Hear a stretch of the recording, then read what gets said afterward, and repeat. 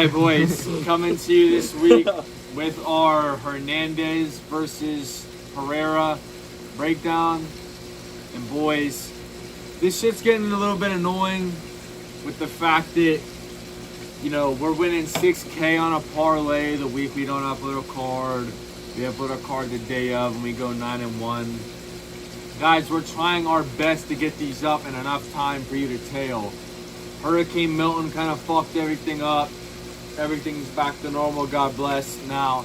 So there should not be another delay with these cards and stuff. We should be able to get these up in due time. And boys, we're coming into this video pissed off because we've only really missed, I want to say, 2 cards in our entire time recording and running our YouTube. The first card that we missed, we had a parlay that won us $5,000 fucking dollars. All right. And the card that we uploaded, for the last card, we uploaded it damn near. It was literally the day of the card. We uploaded it, and we got 9 out of 10 fights right.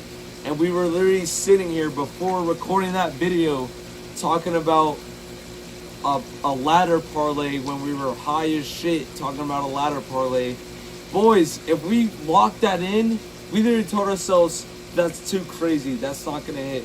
If we literally locked it in, we would have made $5,000 fucking dollars off $100. If we literally did what we were thinking of when we were high as fuck. You guys, like, we just can't make this shit up, boys. We're literally pissed off about that, but I know that shit's never gonna happen again. That's what pisses me off, because we're not gonna do that for this card. Like, we're gonna give our picks, but we're not gonna sweep it again like we did.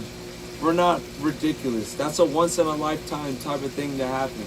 Yeah, we missed it, boys. And we fucking missed it. But going into this card, Austin Lane versus Rebellis. Oh my God. Despawn. This card is kind of fucked. We're going Rebellis Despawn.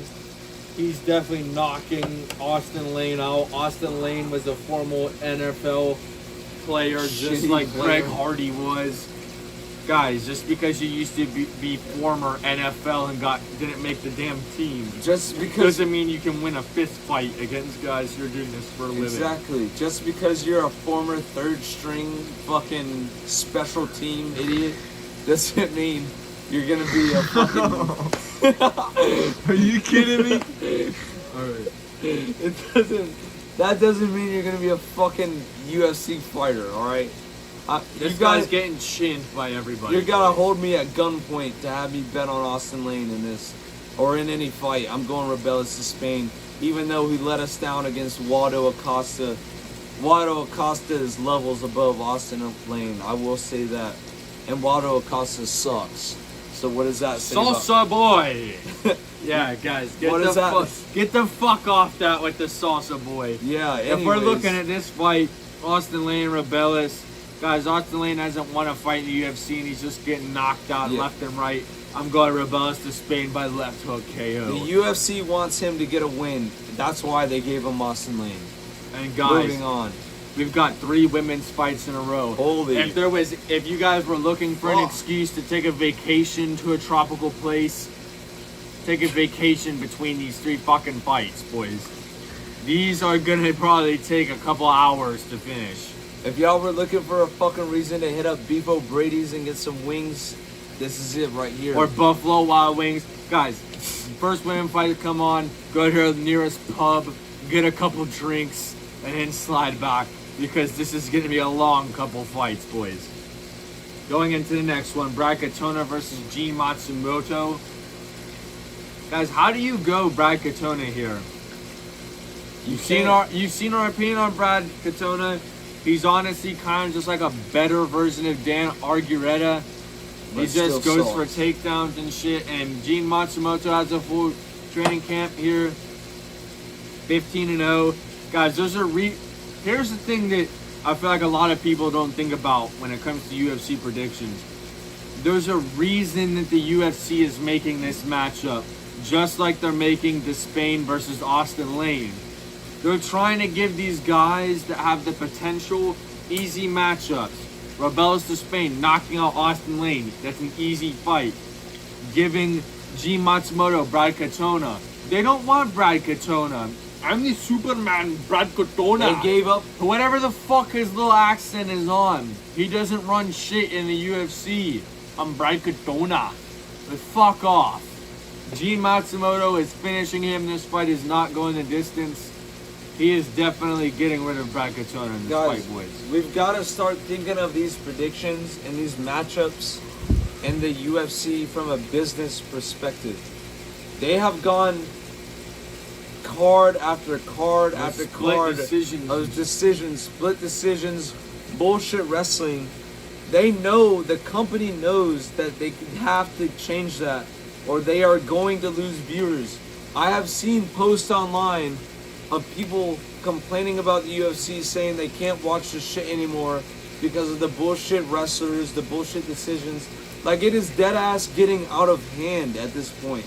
The UFC has to change that agenda. Solid Yamato. I think Brad Cardona doesn't have a single finish at all. I can't tell you a person he's finished. And if he has finished somebody, it's been an idiot on the regional scene who sucked. He went the decision with Jesse Butler, Garrett Armfield, and Brad Cardona. And we've been saying on this channel that Brad Cardona is a fraud and he sucks. I don't give a fuck. Changing, boys. He sucks. Alright, I'm not picking him to win this fight. He's fucked. You're an idiot if you pick him to win at this point. Fuck Brad Cardona, and let's move on the card. Next fight, boys, Darren Elkins versus Daniel Pineda. And guys, Daniel Pineda is Fucked. 1 year younger than Darren Elkins. But Daniel Pineda's honestly put up some pretty decent fights in it, like especially against Nathaniel Wood. Darren Elkins, okay, he submitted TJ Brown. Oh, okay. I hope I never see that fucking guy again. He beat Tristan Connolly. Like, guys, come on. I'm going Daniel Pineda in this fight. I feel like the Mexican, or whatever heritage he has, is going to be tough. It's going to be tough. He's not going to get finished. And 1 year younger, he's still got the advantage in terms of youth. Darren Elkins is on his way out, boys. He's the Cub Swanson, Vince Michel, Cowboys. Yeah, he's in that type of fighter. Like, that's his type of deal. And he's going out, boys.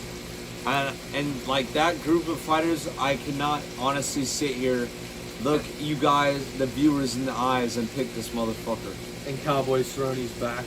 Yeah, Cowboy Cerrone's off the juice and wants to come back, ripped as fuck. Like, he ran out of money or some shit, so he needs Dana White to give him 2 more fights. Like, he needs fertilizer for his cow fields or some shit. He has to come back. But yeah, I can't pick Darren Elkins, boys. Don't get on us for that. Come on. I know Daniel Pineda sucks too, but I think he's better than Elkins. I can't pick that guy. I just can't. Brady Heastan versus Jake Hadley. And boys, this has got to be one of the locks of the card. Jake Hadley absolutely sucks. Let's throw out 3 locks for this card, bro. We got it. This is the first lock, boys. Brady Heastan versus Jake Hadley. Let's do it. He definitely takes this fight, boys. I don't give a flying fuck about Jake Hadley. He has not done anything in the UFC, guys. He was a prospect at 125. He's moving up. This guy with wrestling in a higher weight division is going to do to neutralize him. It's not even going to be close, boys. Yeah, Jake Hadley, he's had wins, and his losses, the losses that he has, he should have won those fights. And that brings, when you have fighters like that, it's hard to pick them again against higher level opposition. Like, in a higher weight division. Yeah, I got high stand all the way here. Like, Jake Hadley has let us down before, and he's gonna lose again. Give me a high stand money line. Lock. And guys, we missed the fight. Almabayev versus Nicolau. See, this is the only fight. This rarely happens in GC MMA where we have opposite fighters, but I think I have the winning record when it comes to these type of situations. And I'm going Almabayev simply because I cannot trust Nicolau any longer. Like, I just can't trust him. I know Almabayev doesn't have the wins over the best people in the division, but neither does fucking Nicolau. Alright? Almabayev's got the momentum. Nicolau's on the decline. Give me Almabayev. Boys, I'm going to go with Mateus Nicolau here. Almabayev went to decision with CJ Vergara and Jose Johnson. And while Mateus Nicolau is definitely coming off 2 knockout losses, you know, he did beat Tim Elliott, Manel Kopp. Those are the young guys I'm going to mention, guys. I'm not going to try to bring David Dvorak or Matt Schnell into this conversation. Those are gimme fights. I just feel like Mateus Nicolau is top 10, and this is a step up. Guys, this is I will agree with you. This is a step up. Here's for something Almabayev. that you guys need to realize. When it comes to Moicano fighting BSD, we picked Moicano because BSD was taking a step up. When you look at Roy Vol versus Tyra, he was taking a step up. Guys, I just think this is a step up to which Almabayev, if he wins this fight, I won't say shit, guys. But I'm just saying, this is from beating Jose Johnson and CJ Vergara by decision to fighting in the top, what is Nicolau, like 7 or some shit? To fighting in the top 10, guys, it's too big of a step up in my opinion. I'm gonna have to go with Nicolau. But what I will say about this fight, I say we keep the same stakes that we've had the times that we've faded each other where we've taken shots of the other person's request. I say we run that back, but I will say this, the flyweight division is completely fucked. I don't even think the rankings matter in this division. Kaya Sakura is getting a title shot. You got some Japanese dude who's been running it in Ryzen coming in on his debut and getting a title shot. That right there tells you all you need to know about the flyweight division. It is completely fucked at this point in time. The rankings, I don't really think the rankings mean shit at this point. That's why I've got Almabayev, but we're going against each other. We've got the stakes set in. Tune in for the recap. Tune in for the recap because one of us is gonna get fucked by this, and I hope it's not me. Boys, Charles Johnson versus Sumadarji, another lock. Lock number 2. Guys, we picked against Charles Johnson his last 3 fights against. We're not doing it again. Maxum, Jake Hadley, Josh Van. You know, the annoying part is he could probably lose this fight when we fucking pick him. That's probably what's gonna fucking happen. But we're going Charles Johnson against Sumadarji. Sumadarji went 2 rounds with Matt Schnell and got finished. When you're getting finished by the likes of Matt Schnell, boys, I'm not picking you against, even if this was a guy making his debut. Yeah, Sumadarji has just proved that he is road. And if you're betting on Sumadarji, you're a brave soul. And you are brave for betting on somebody who's got finished by Matt Schnell. And I don't want to see a fucking thing about anybody saying, well, Matt Schnell is actually a pretty good fighter. Just go fuck yourself if you're trying to say that in the comments. To be honest, boys. Fucking Charles Johnson is the second lock of this card. We're coming at you with 3 fucking locks. We're coming off momentum, going 9-1 on the last prediction video. We're not giving up, and we're not bullshitting around. We're taking the momentum and we're riding it. Rob Font versus Kyler Phillips, boys. This is not a lock, but actually, you take this one first. Rob Font is cooked. Rob Font is old as fuck. He knocked out Adrian Yanez. Yeah, whoop-de-fucking dude. And that's it. Rob Font is not doing shit in this division anymore. His last win was Adrian Yanez, and before that he beat Cody Garbrandt by a 5-round decision. That does not mean shit, boys. The thing about Kyler Phillips is he looks like an idiot. He looks like somebody who would lose a fight, but he's actually raw, like in his fighting style and the way he fights. Like, we picked against him in his last fight, and he proved us wrong. I'm not going to pick against him again against Rob Font. I like Kyler Phillips to win this fight, and he's a big favorite going into this fight. Like, Vegas is reflecting our opinion. I don't see Kyler Phillips getting caught on the feet and getting knocked out. Like, I don't see that happening. Rob Font had his time and it went, boys. If Rob Font was going to go on a run, it was against Corey Sandhagen, and he got fucked. Yeah, he had his moment with that Adrian Yanez KO, and this is it for him. Main event, boys. Anthony Hernandez versus Michel Pereira. Guys, Anthony Hernandez has beat Roman Kopylov in his last fight. I'm going to have to go with Michel Pereira, boys. Michel Pereira is just way more explosive in this division. And I just feel like, you know, Alexander Hernandez is really good at grappling. That's one thing.